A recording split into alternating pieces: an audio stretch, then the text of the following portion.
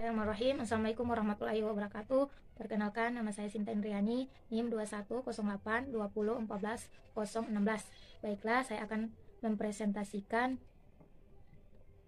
Pancasila sebagai sistem filsafat. A. Pengertian filsafat dan Pancasila. Pengertian filsafat. Filsafat adalah pandangan tentang dunia dan alam yang dinyatakan secara teori. Filsafat adalah suatu ilmu atau metode berpikir untuk memecahkan gejala-gejala alam dan masyarakat. Filsafat mempersoalkan tentang etika, moral, estetika, seni, sosial, dan politik. Epistemologi tentang asal pengetahuan, ontologi tentang manusia, dan lain sebagainya. 2. Pengertian Pancasila. Pancasila adalah pilar ideologis negara Indonesia. Nama ini terdiri dari dua kata Sanskerta. Panca berarti 5, sila berarti prinsip atau asas. Pancasila merupakan rumusan dan pedoman kehidupan dan berbangsa dan bernegara dalam kehidupan sehari-hari.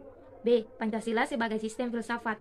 Pancasila sebagai sistem filsafat adalah suatu kesatuan yang saling berkaitan, bahkan saling berkualifikasi antara satu sila dengan sila lainnya, sehingga membentuk suatu struktur yang menyeluruh untuk tujuan tertentu. C. Konsep Pancasila sebagai filsafat. Pengelolaan filosofi Pancasila sebagai negara ditunjukkan pada beberapa aspek. Yang pertama, agar dapat diberikan pertanggungjawaban rasional dan mendasar mengenai sila-sila Pancasila sebagai prinsip-prinsip politik.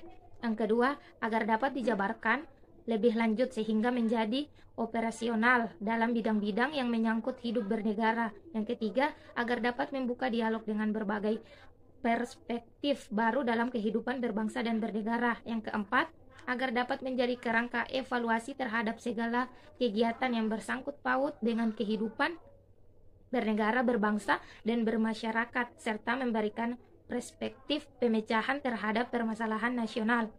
Kajian Pancasila sebagai sistem filsafat. Yang pertama, filsafat Pancasila sebagai genetivus objektivus dan genetivus subjektivus. Pancasila sebagai genetivus subjektivus artinya nilai-nilai Pancasila dipergunakan untuk mengkritisi berbagai aliran filsafat yang berkembang baik untuk menemukan hal-hal yang sesuai dengan nilai-nilai Pancasila maupun untuk melihat nilai-nilai yang tidak sesuai dengan nilai-nilai Pancasila. 2. Landasan ontologis filsafat Pancasila. Landasan ontologis Pancasila artinya sebuah pemikiran, filosofi atau hakikat dan rasion dari sila-sila Pancasila sebagai dasar filosofis negara Indonesia. Oleh karena itu, pemahaman atas hakikat sila-sila Pancasila itu diperlukan sebagai bentuk pengakuan atau modus eksistensi bangsa Indonesia. Ya, landasan epistemologis filsafat Pancasila. Epistemologis adalah cabang filsafat pengetahuan yang membahas tentang sifat dasar pengetahuan, kemungkinan lingkup dan dasar umum pengetahuan. Landasan epistemologis Pancasila artinya nilai-nilai Pancasila digali dari pengalaman empiris bangsa Indonesia, kemudian disintensikan menjadi sebuah pandangan yang komparatif tentang kehidupan bermasyarakat, berbangsa, dan bernegara. 4. Landasan aksiologis Pancasila.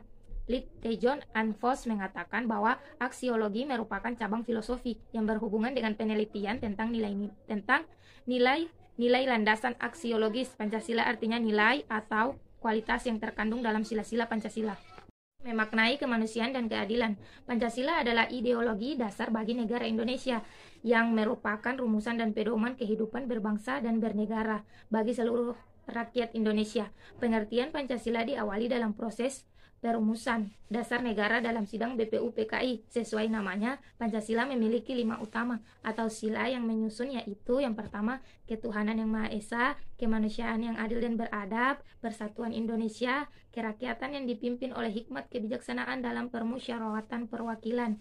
5. Keadilan sosial bagi seluruh rakyat Indonesia. Itulah PowerPoint yang dapat saya paparkan. Saya tutup.